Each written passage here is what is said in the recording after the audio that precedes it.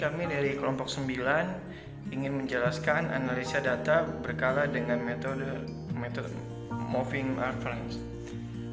Kelompok 9 ini terdiri dari saya sendiri, Ade Maulana, sementara yang kedua Opik Timotius Hidayat, yang ketiga Anis Junaidi.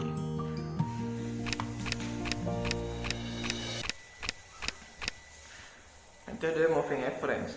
Metode moving average merupakan komponen deret berkala dari bagian tren sekuler yang merupakan perkembangan suatu kejadian, gejala atau variabel yang mengikuti gerakan tren sekuler.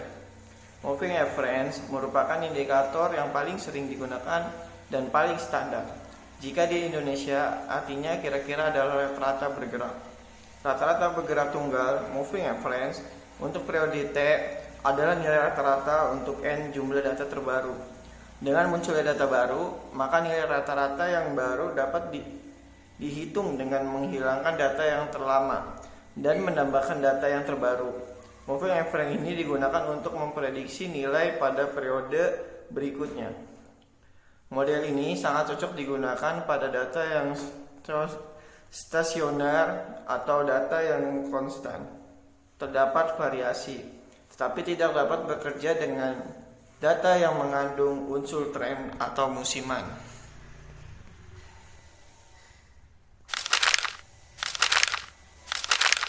Rata-rata bergerak pada orde 1 akan menggunakan data terakhir FT dan menggunakan untuk memprediksi data pada periode selanjutnya. Metode ini sering digunakan pada data kuartalan atau bulanan untuk membantu mengamati komponen-komponen suatu runtun waktu. Semakin besar orde rata-rata bergerak, semakin besar pula pengaruh pemulusan smoothing. Kelemahan metode moving average. Yang pertama, metode ini memerlukan penyimpanan yang lebih banyak karena semua T pengamatan terakhir harus disimpan, tidak hanya nilai rata-rata. Yang kedua, metode ini tidak dapat menanggulangi dengan baik adanya tren atau musiman, walaupun metode ini lebih baik dibanding rata-rata total. Yang ketiga, metode moving average biasanya digunakan oleh investor dan tren di seluruh dunia, karena moving average mampu menghilangkan faktor subjektif. Dari setiap analisa moving average menunjukkan nilai rata satu periode tertentu. Pada saat harga berubah, moving average bisa naik atau turun.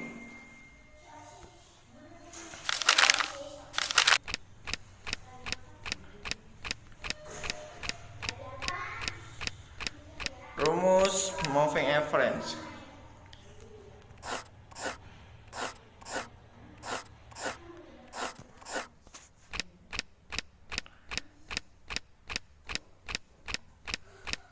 Di sini rumus moving average MA sigma X bagi jumlah periode, atau MA sama dengan N1 plus N2 plus N3 plus plus selanjutnya dibagi N. Keterangan MA moving average, sigma X keseluruhan menjumlahan dari semua data periode waktu yang diperhitungkan. Jumlah periode sama dengan jumlah periode rata-rata bergerak. Keterangan MA moving average, N1 data periode pertama, N2 data periode kedua, N3 data periode ketiga, dan seterusnya. N sama dengan jumlah periode rata-rata bergerak. Nah, jadi saya segitu aja menjelaskannya. Selanjutnya ada Opik Timotius Hidayat. Baik, pada kesempatan saat ini saya akan melanjutkan presentasi dari Mas Ade.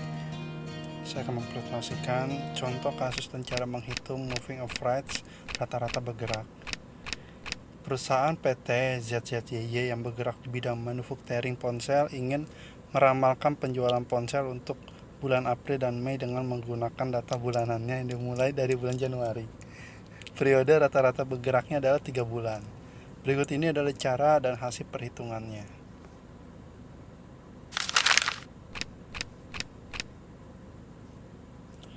Diketahui pada bulan Januari penjualan 22.500 unit, Februari 37.500 unit, Maret 30.000 unit.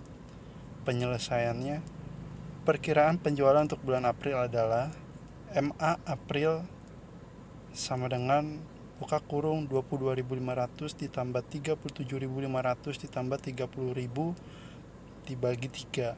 MA April sama dengan 90.000 dibagi 3. MA April sama dengan 30.000. Jadi perkiraan penjualan ponsel pada bulan April adalah sekitar 30.000 unit. Untuk bulan Mei dapat menggunakan data perkiraan bulan April yang dihitung tadi atau dengan menunggu hasil aktual pada bulan yang bersangkutan. Misalnya, data aktual pada bulan April yang didapat adalah 35.000 unit. Maka perhitungannya adalah sebagai berikut. MA Mei sama dengan 37.500 ditambah 30.000 ditambah 35.000 bagi 3. MA Mei sama dengan 102.500 dibagi 3. MA Mei sama dengan 34.167. Dengan perhitungan tersebut didapat bahwa perkiraan penjualan ponsel Mei adalah sekitar 34.167 unit. Dan dengan catatan, untuk perhitungan bulan Mei, penjualan pada bulan Januari dihilangkan dan digantikan dengan hasil penjualan pada bulan April. Hal ini karena perhitungan moving average atau rata-rata bergerak kita adalah 3 bulanan.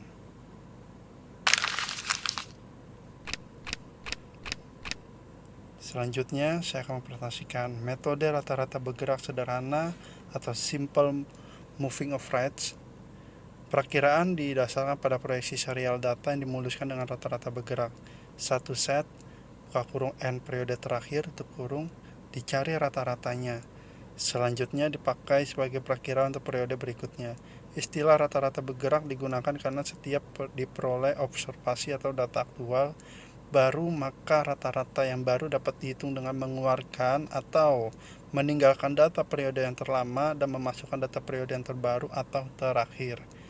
Rata-rata yang baru ini kemudian dipakai sebagai perakiraan untuk periode yang akan datang dan seterusnya. Serial data yang digunakan jumlahnya selalu tetap termasuk data periode terakhir. Rata-rata bergerak sederhana akan bermanfaat jika diasumsikan bahwa permintaan pasar tetap stabil. Metode ini dibedakan atas dasar jumlah tahun yang digunakan untuk mencari rata-ratanya. Jika digunakan 3 tahun sebagai dasar pencarian rata-rata bergerak, maka prosedur menghitung rata bergerak sederhana per 3 tahun adalah sebagai berikut. Pertama, jumlahkan data selama 3 tahun berturut-turut, kemudian hasilnya diletakkan di tengah-tengah tahun tersebut. Kedua, bagilah dengan banyaknya tahun tersebut, angka kurung 3, untuk mencari nilai rata-rata hitungnya. Yang ketiga, jumlahkan data berikutnya selama 3 tahun berturut-turut dengan meninggalkan tahun yang pertama. Hasilnya diletakkan di tengah-tengah tahun tersebut. Dan bagilah dengan banyaknya tahun tersebut, buka kurung 3, dan seterusnya sampai selesai. Dan berikut contoh perhitungan peramalan menggunakan metode rata-rata bergerak sederhana dengan deret waktu, buka kurung N, 3 periode dan 5 periode. Diketahui periode buka kurung T 1, 2, 3, 4, 5, 6, 7, 8, 9. Nilai pengamatan X, T. Periode pertama nilai pengamatannya 41, periode 2 nilai pengamatannya 40, nilai ketiga T3 XT-nya 42, T4 XT-nya 43, T5 XT-nya 41, T6 XT-nya 42, T7 XT-nya 41, T8 XT-nya 40, T9 akan dicari. Perakiraan permintaan pada periode ke-9 dapat dihitung sebagai berikut. Nilai peramalan N sama dengan 3, F9 sama dengan 42 ditambah 41 ditambah 40 dibagi 3 sama dengan 41. Sedangkan N sama dengan 5, F9 sama dengan 43 ditambah 41 ditambah 42 ditambah 41 ditambah 40 per 5 sama dengan 41,4. Semakin panjang atau banyak serial waktu yang digunakan, grafik perakiraannya akan semakin halus. Buka kurung, pengisolasian faktor random makin halus, tutup kurung. Tetapi semakin kurang responsif terhadap data aktualnya, serial waktu yang digunakan dipilih secara trial and error sampai diperoleh kesalahan perakiraan yang terkecil. Baik, presentasi selanjutnya akan dipimpin oleh Mas Anis. Selanjutnya ada di slide 11 contoh moving average lainnya. Untuk apa itu contoh moving average lainnya? Kita di sini untuk menghitung ramalan bergerak dalam 3 tahun. Bagaimana cara menghitungnya? Yaitu dengan cara kita menghitung hasil produksi di tahun 1997 ditambah di tahun produksi 1998 yaitu 194,9. Di tahun 1999 ada di produksi 218,5. Nah, setelahnya itu hasilnya dibagi 3 karena kita menghitung 3 tahun atau 3 periode, dan ditemukan hasilnya 196,3 untuk prediksi rata-rata bergerak dalam 3 tahun.